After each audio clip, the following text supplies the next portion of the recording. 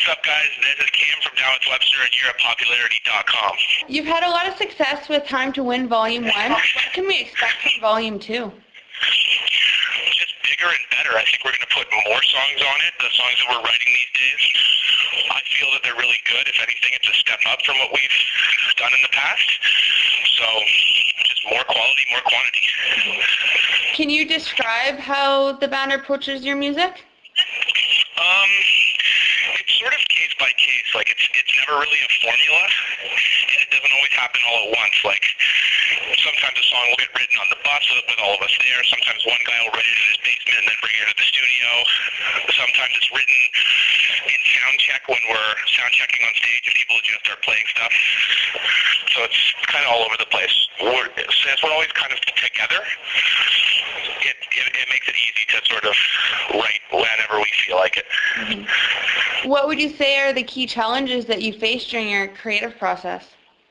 Having so many people is always a challenge because you kind of have to have something pass 7 different judges for it to be considered something that's in the running. So that's obviously a challenge, and different people have different views of what they want the music to sound like, or what it is that they like, or what it is that they do. So I'd say that that's the number one challenge, but it's also a good thing, blessing in disguise, because that way your music's always kind of different, and it's coming from the brains of there's like 7 filters, right? What would you say is the biggest thing that you learned about yourself during the creation of the album? The biggest thing that I learned about myself? Yeah. That I'm actually a decent songwriter. I always grew up as like considering myself a rapper, and like rap is what I did, and I always just kind of stuck to my verses. But as of late, I've been doing a lot of kind of chorus writing and writing melodies and stuff. So I've learned that about myself, and that I'm able to do that. So that's cool. It's always cool to find out new talents. Mm-hmm. Can you talk a bit about some of the highs and the lows that you went through during recording? During recording, it's always a high when you finish a song and you really like it and you hear it back and you're like, that's awesome. I'm so glad that we did that. Lows are obviously when you have writer's block, or there'll be days where you wake up and you're just like, oh man, I don't really have anything to say. Like I'm kind of blah. So that's obviously a challenge, and forcing yourself to sort of get up and give it a go. But I don't know. All in all, it's pretty organic and relaxed. Like it just sort of happens. But there definitely are those days where you have a block of some sort, and there's days where it just flows. So I'd say that's the highs and the lows right there. Mm-hmm. Did any of the songs surprise you by taking a different direction than you may have initially envisioned?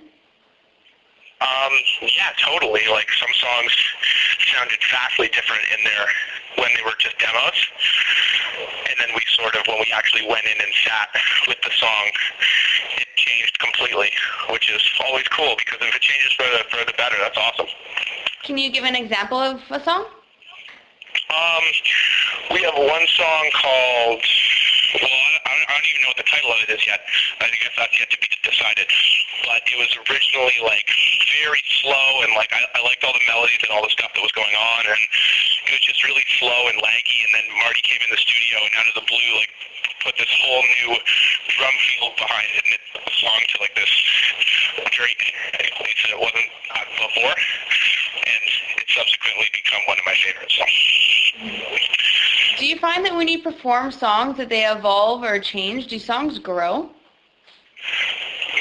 Yeah, totally. I'd say like especially the performance of it, like not necessarily a song that is recorded, although it can take on new meaning as you continue to experience things in life, and you're like, wow, I can't believe I wrote about that. Now it applies so directly to the situation that I'm in. So that's always cool. And like live, we're always throwing in new parts, and people are doing parts a little bit differently than they did on the original recording. So it grows in that sense too. So yeah, I'd say they do. What emotion do you wish most to evoke from your fans when they hear your music? Happiness and excitement.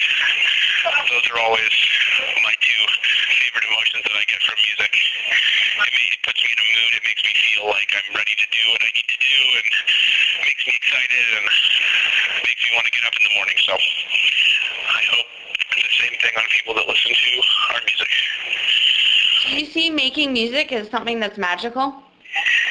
Yeah, totally. It's just creating something from nothing. It's like the only thing I could even draw a parallel to is like painting or drawing, where you have a completely blank canvas, and then just based on you sitting down, all of a sudden you have this thing that wasn't there before, and it came out of your mind and came out of thin air, and now it's there forever. So yeah, it's really cool. I've always been really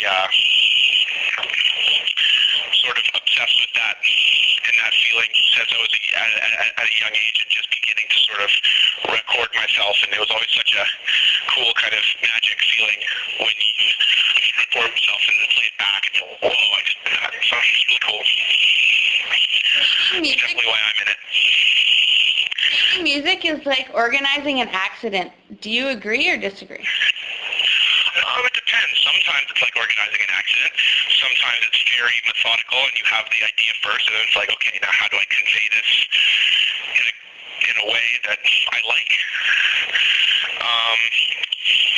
So it really depends. I don't know. I think it's circumstantial.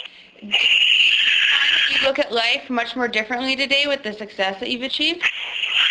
No, I find that I look at life very much the same way, although I'm in different places every day. My surroundings have kind of changed. I'm still very much the same person. Like, I don't think we hit the kind of level of success where people get weird and start perceiving reality differently. I think we're far off. And it's good because we've been doing it for so long that it doesn't feel like an overnight thing. It doesn't feel like anything weird is happening. It just feels like the gradual progression of what we've been doing.